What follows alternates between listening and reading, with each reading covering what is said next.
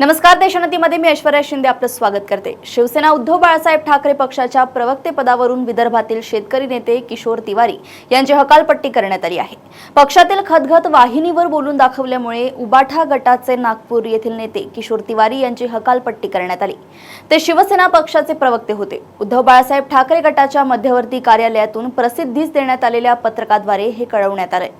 किशोर तिवारी यांनी एका वाहिनीला दिलेल्या मुलाखतीनंतर रातोरात त्यांच्यावर ही कारवाई करण्यात आली। वृत्तवाहिनीशी बोलताना किशोर तिवारी म्हणाले की विधानसभेच्या निकालानंतर चिंतनाची परिस्थिती निर्माण झाली। लोकसभेत वेगळे होते, लोक सोडून गेली। मला वाटलं की एकनाथ शिंदे यांच्यासोबत सोडून गेलेले लोक ईडी सीबीआय मुळे गेले असं मला वाटलं। आमच्याकडे खासदार आणि आमदार यांना निधीची कमी आहे। विधान परिषदेच्या आमदारकीची शक्यताही कमी आहे। राजन साळवी सोडून गेले तर आमचे नेता म्हणाले आम्हाला फरक पडत नाही। निवडणुकीच्या वेळी आमच्याकडे तिकीट विक्री होते। यांच्या कार्यपद्धतीविषयी तक्रारी आहेत असंही ते म्हणाले आहे। त्यानंतर पक्षाच्या वतीने तडकाफडकी त्यांची हकालपट्टी करण्यात आली आहे।